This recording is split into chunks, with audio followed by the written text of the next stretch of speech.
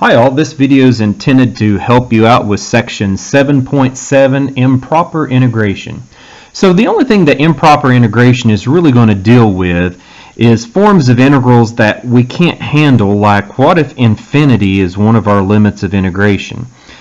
So in a case like this, if I have some constant value a to an infinite limit, then in order to make that improper integral, the improper integral is you need to have real numbers for your limits of integration.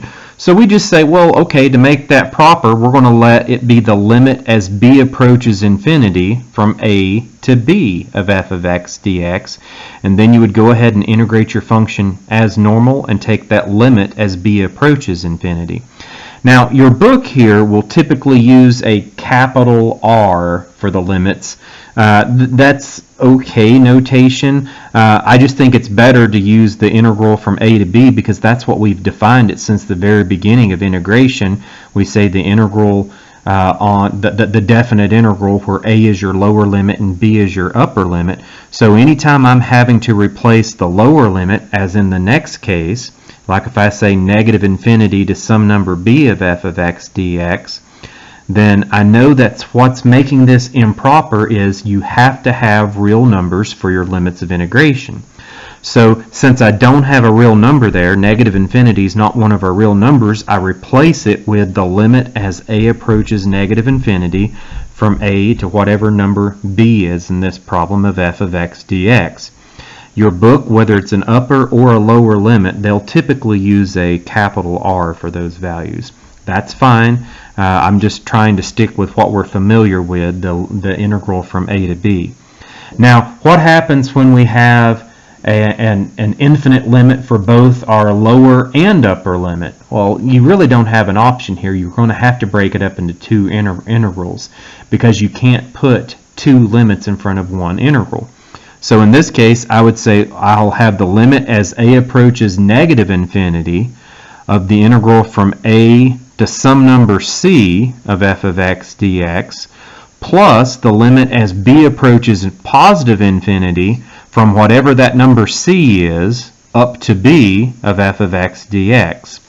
And obviously c could be any real number in between negative and positive infinity. 0 is typically the choice that we choose most often for c, but it just depends upon the problem. It's whatever works best. Let's go ahead and look at an example of an indefinite integral here. Now we've already integrated 1 over x many times. We already know the integral is the natural log of the absolute value of x. But what you know in this case is that the problem with this problem is I'm asking you to integrate this function all the way out to infinity.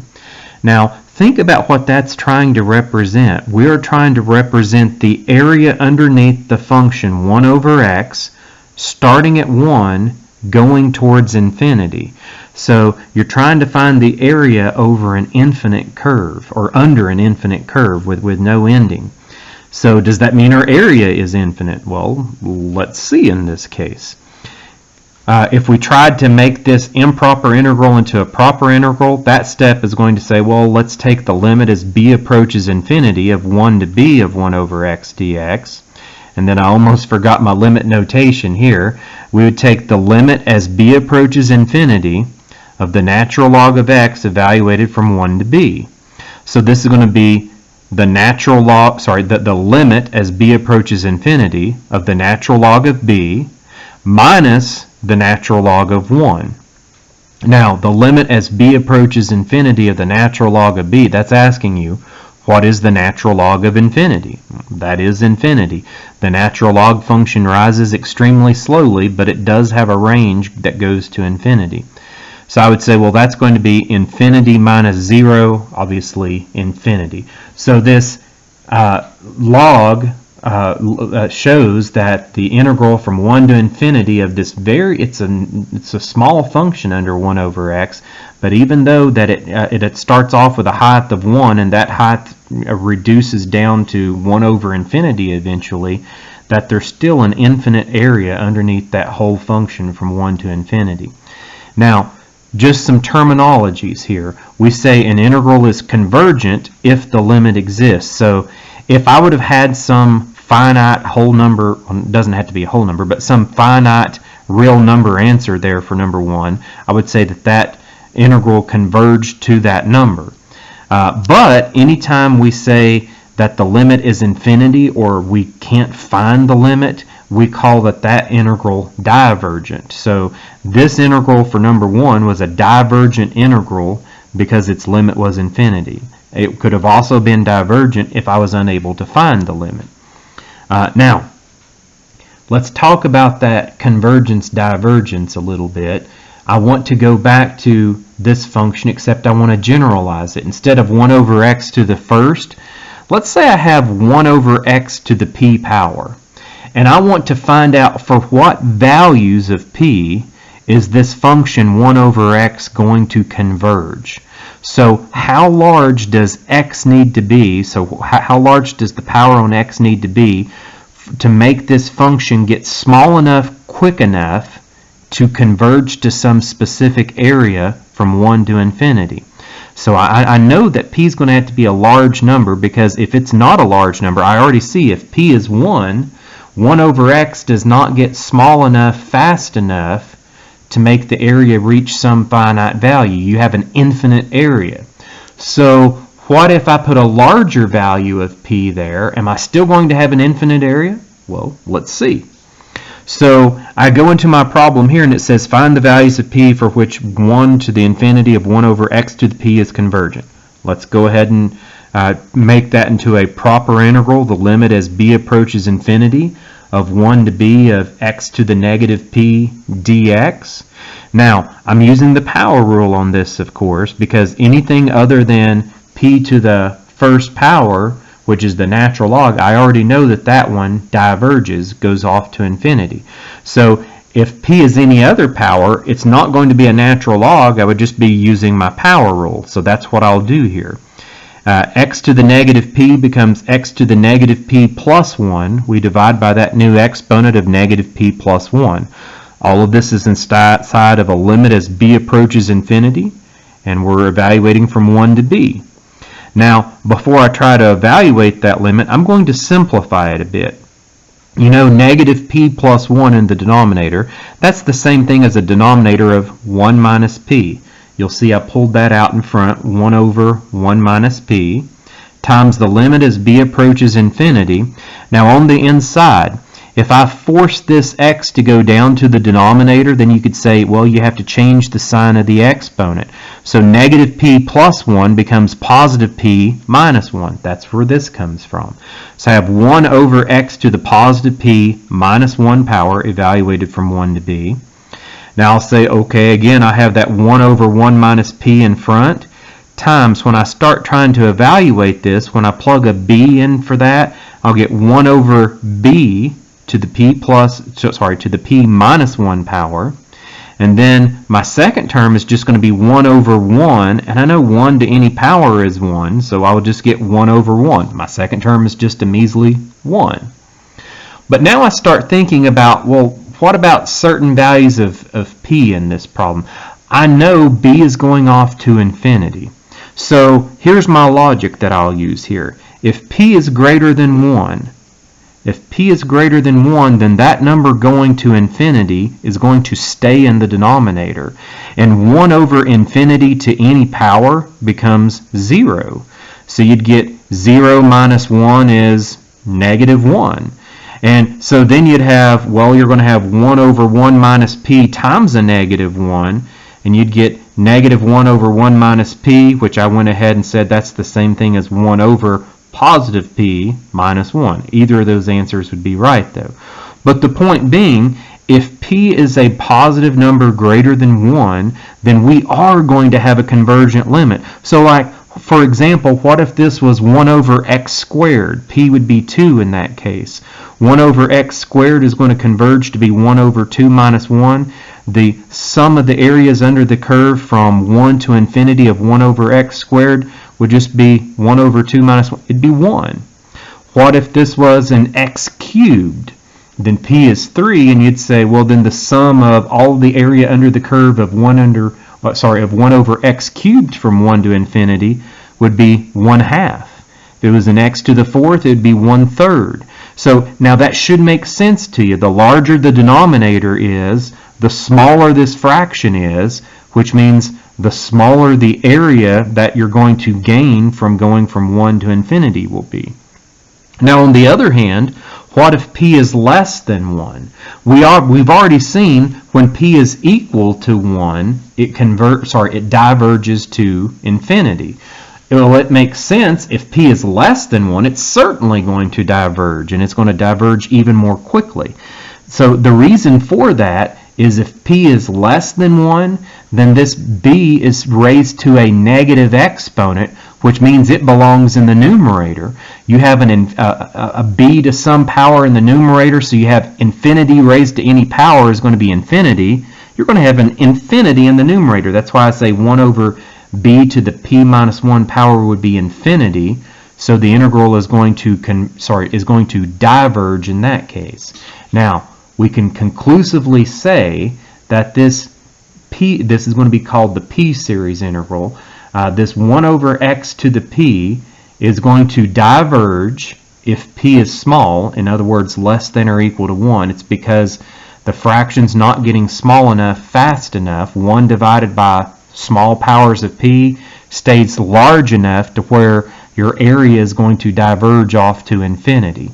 However, if p is greater than 1, as we see in this case right here, you're going to have an answer for what this converges to. So we know that our function is going to converge. This value would converge to 0. The whole integral is going to converge to 1 over whatever the power of p is minus 1. Now, so convergent and divergent scenarios there. That's going to be important in later sections when we start using the comparison tests. Up next here, let's say I'm looking at the integral from negative 1 to infinity of e to the negative x dx. Well, this is an easy one to integrate, but before I can do the integration portion, you'll see I went ahead and made it a proper integral. I said I don't want that infinity as my upper limit, so I just take the limit as b approaches infinity of negative 1 to b of e to the negative x dx. Now the integral of e to the negative x is going to be e to the negative x divided by negative 1, which makes it negative e to the negative x. Now I can start plugging in my limits of integration. For my upper limit, I need to plug that b in. I would have the limit as b approaches infinity of negative 1 over e to the b. And then my lower limit, you would say minus a negative e, that's plus e. And then I'd have to the negative of negative 1, well, that's where the e to the first came from there. The first term easily becomes 0 because you have negative 1 over e to the infinite power. Negative 1 over infinity is 0. 0 plus e to the first is e. And you can say, well, that was easy. Yeah. Number 4 here. What if I put a trig function inside of these? Now, this one, you might think, well, hey, wouldn't just the positive and negative areas cancel out each other? Because think of how the cosine function is going to oscillate. So here, there's a problem with that, though, that the oscillation causes some ambiguity that causes this to diverge that we'll need to discuss. So first of all, you make this a proper integral by saying that upper limit of notation of infinity needs to become the limit as b approaches infinity and put a b in the place in the infinity. Now we can easily integrate the cosine function and say our answer is just the sine function. But now we need to evaluate that sine function from 0 to b as b approaches infinity. Well, that's problematic. So I say, well, that's the limit as b approaches infinity of the sine of b minus the lower limit of the sine of 0. Now, of course, you know that the sine of 0 is 0, but you don't know what the sine of infinity is. So the limit as b approaches infinity of the sine of b doesn't exist. We don't know what the sine of infinity is. So we say this is divergent since the limit of the sine of b does not exist. So anytime you can't get a specific convergent one answer, we just say it diverges. So divergent could mean the answer goes off to infinity, or just that the answer cannot be arrived at, as in this case. And again, if you think about why that's the reason, is because it's trying to find out how much area is underneath the cosine function from 0 to infinity. Well, you can never say, because depending upon what infinity is, it could be an area above the x-axis, could be an area beneath. Every pi radians, the sum of the area is going to change from 1 to -1 to 1 to -1. And so it's just going to continually canceling each other out, but it depends what infinity is, and since we can't put any specific number there, this limit is going to diverge. Now the next one here. First of all, this is the first example I have that we've had to change out the lower limit, so I'll say let's let a approach negative infinity of a to 0, this time x e to the x dx. Instantly you should recognize this product of algebraic and exponential function as something integration by parts will help with. So I'll let u equal the algebraic function x, dv is the e to the x dx, integral of e to the x is e to the x, derivative of x is just 1 dx.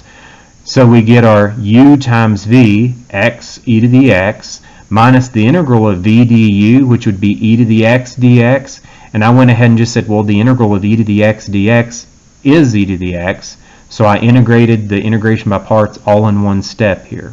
Now we have this answer inside of the limit as a approaches negative infinity and evaluating from a to 0. When I evaluate this function at 0, the first term just becomes 0, then I have minus e to the 0 power. That's my minus 1 there, or -1 there. I subtract the lower limit. So I'm subtracting the limit as a approaches negative infinity of a e to the a minus e to the a. So then I can say, well, okay, I still have my -1 out in front. From that, I'll be adding, and the reason I'm saying add here is notice I changed my a from going to negative infinity to going to positive infinity. I know I would have been subtracting a factor of negative infinity here, so now I'm just saying, well, instead of subtracting negative infinity, how about you add positive infinity? And then this e to the a that I had up here would be e to the negative a. I can say, well, that's the same thing as e to the infinity in the denominator. Now I have that. The reason I've put it this way, if you needed to, you could use L'Hopital's rule on here. And you say, well, why would you use L'Hopital's rule? Because if you tried to plug in the infinite limit here, you can say, well, your numerator is going to infinity, your denominator is going to infinity. That would confuse some people. They'd be like, well, what's infinity over infinity? In this case, that's 0. And you can easily see that if you put it as a fraction, because you can see, oh, okay, L'Hopital's rule says that if it's an indeterminate limit like infinity over infinity, all you would have to do is take the derivative of the numerator over the derivative of the denominator. Please notice the derivative of the numerator here with respect to a would be 1.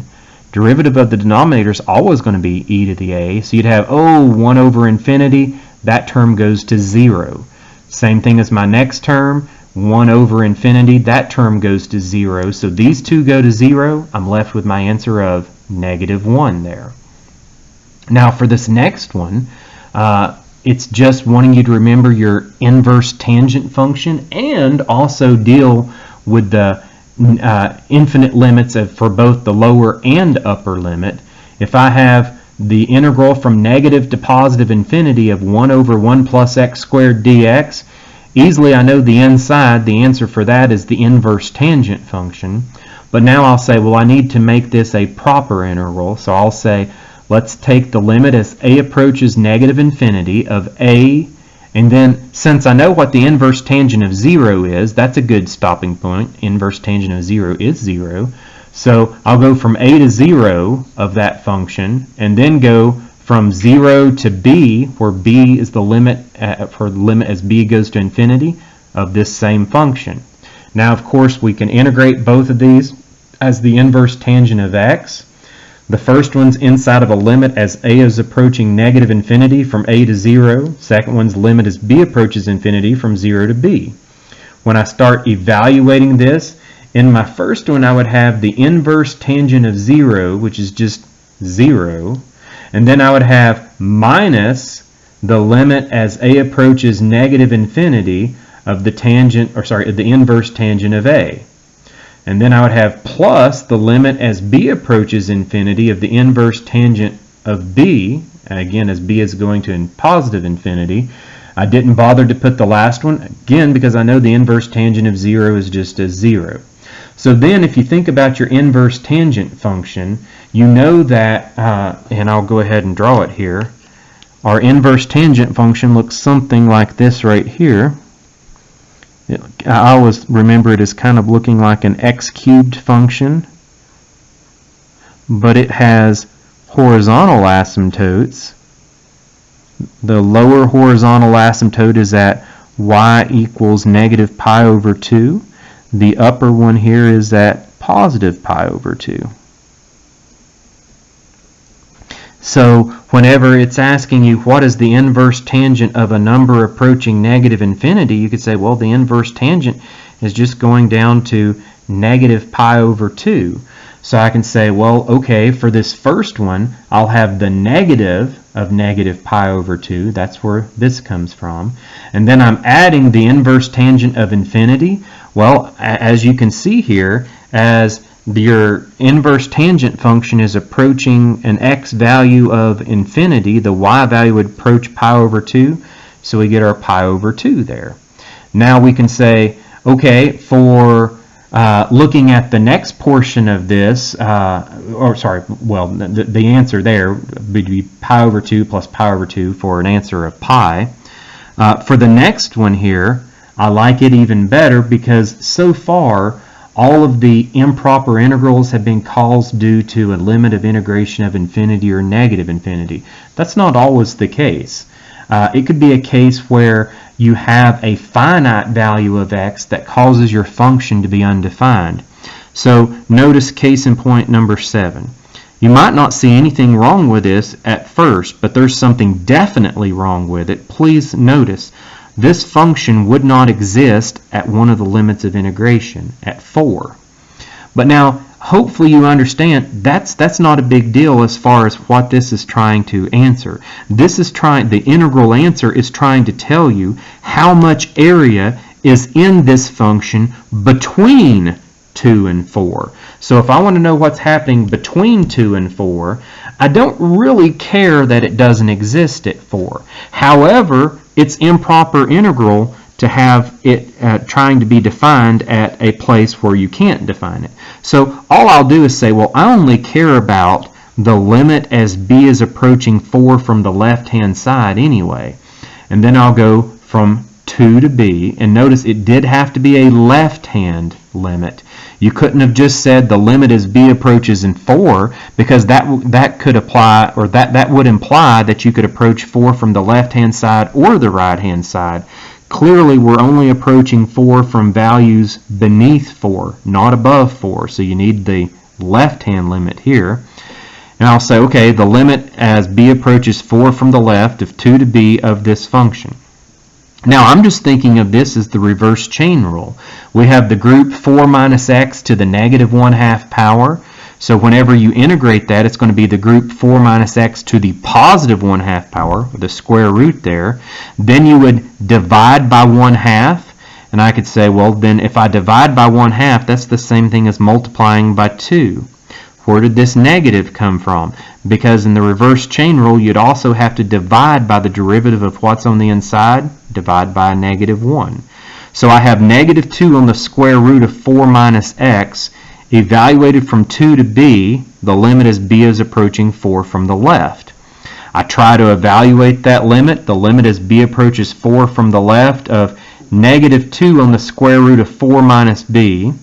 Now, then I would say minus my lower limit, minus a negative 2, that's where the plus 2 comes from there. And then you say on the integral of, on the root of 4 minus 2. Now, this first root in there, it's just going to cancel out.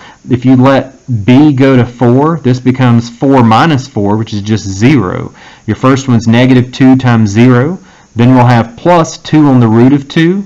Final answer. So this is telling us that the area under the curve, 1 over the square root of 4 minus x, is instead of saying approximately, it is exactly 2 on the root of 2. Now, keep in mind, you could have checked this with your calculator. You could go in here and say, well, okay, I want to find, and 2 root of 2 is approximately 2.818.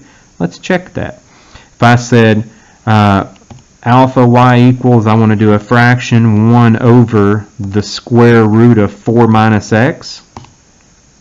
And I know I'm interested in the graph of this between 2 and 4. I think I'm going to go zoom decimal. It should be a good graph. Oh, well, the problem there is it's undefined at 4, and it was causing it to go cuckoo there. So let's see here. Maybe if I just stop at 4 like that. Yeah, okay. Now, when I try to find the area under the curve, notice if I go second calculate, I want the integral number 7. And I want this integral starting at 2 and ending at 4. So I'll say, okay, lower limit is 2, upper limit is 4. It should shade it in here. Any day now. There we go. And notice I said the 2 root of 2 is approximately 2.828. Yes, 2.828 is what it would round to 3 decimal places. So that can show you that, yes, our answer is correct. So now we want to look at another problem through here.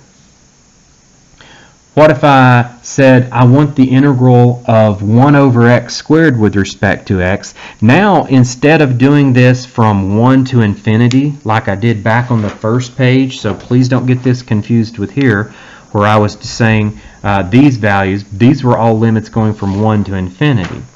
You also know that this function would be undefined at 0 here. So there's an undefined value of 0 that I have to account for to make this a proper integral, and I'll say, well, we're approaching 0 from the right-hand side now, certainly not from the left. So you have to say the limit as a approaches 0 from the right of a to 1 of your 1 over x squared dx. You just use the power rule here. You say x to the negative 2 becomes x to the negative 1. And then you divide by that new power of negative 1 to get negative 1 over x to the first, evaluated from a to 1. And then you can say, well, we're trying to evaluate this as a is approaching 0 from the right. Now, first thing I have to do is evaluate this at 1. I get negative 1 over 1 for my negative 1, then plus the limit. Why is it plus? Well, because it's minus a negative. Minus a negative is plus a positive. A limit as a is approaching 0 from the right of 1 over a. But please think about this. Sometimes students really try to overcomplicate this, and you shouldn't. If that limit as 1 over a is approaching 0, you just think of this as 1 over, you can say as many zeros as you want there. This would be 0.000000000, infinitely many zeros, and then some 1, some infinitesimally small positive number. Well, how many times will that divide into 1? Infinitely many times. So you have negative 1 plus infinity. We get our answer of infinity there. Now, for this next one here, if I have the integral from 0 to 1 of the natural log of x dx, then I can say, well, okay, anytime I have a natural log function, it's probably wise to go ahead and use integration by parts. Before I do the integration by parts part, I would go ahead and say, well, I know that I have to make this a proper integral. The problem with it is your natural log function does not exist at 0.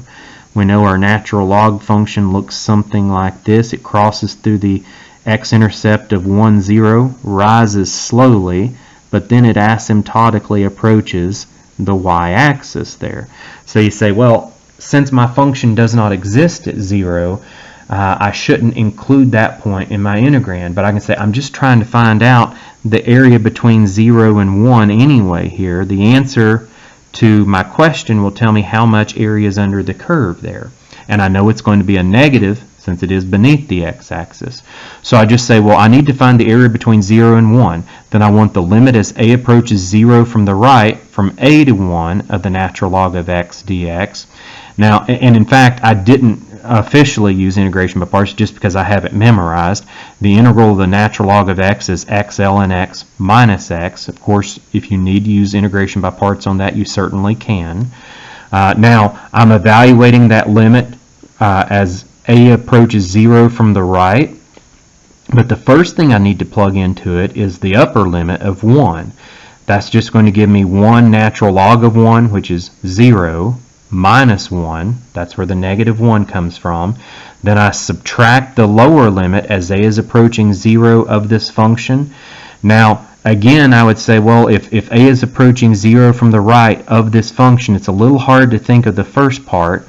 Not hard at all to think of the second part. As a approaches 0, that term's going to drop out and become 0. This first term I analyzed, though. I said, well, that's the same thing as the natural log of a divided by 1 over a. The reason I made it a fraction is because I wanted to try to find the limiting value. And right now, you have a number approaching 0 times a number approaching negative infinity. What's going to happen to a number approaching 0 times a number approaching negative infinity? That's indeterminate. So since it was indeterminate, I made it a fraction so I could use L'Hopital's rule on it. So when I made it a fraction, the a had to become 1 over a in the denominator. And now L'Hopital's rule says, and I always show I'm using L'Hopital's rule with an h over the equal sign. My first term is already determined, so I didn't have to mess with it. It's this term that's indeterminate. So then I had to say, okay, L'Hopital's rule says take the derivative of the numerator, 1 over a, divide that by the derivative of the denominator. If you think of that denominator as a to the negative 1 power, its derivative would be negative a to the negative 2, or better written as negative 1 over a squared. So then at that point, what you can do is you can say, well, now you can just simplify this by multiplying by a squared over a squared, and I'll get negative 1 minus a over negative 1. But please remember, this is, and I should have put it in this step too, this is still the limit as a is approaching 0. So you say, oh, well, that second term is just 0 over negative 1. In other words, just 0. So you have negative 1 minus 0 for your answer of negative 1. Now, that should make sense because you know that the area between the logarithmic function and the x-axis, it's beneath the x-axis, so we get that area of negative 1. So it goes infinitely far down, but it goes infinitely far down for such an extremely small, narrow portion that the sum of those negative areas is a sum of negative 1. It's a cool problem, guys. Let me know if you have questions in this section.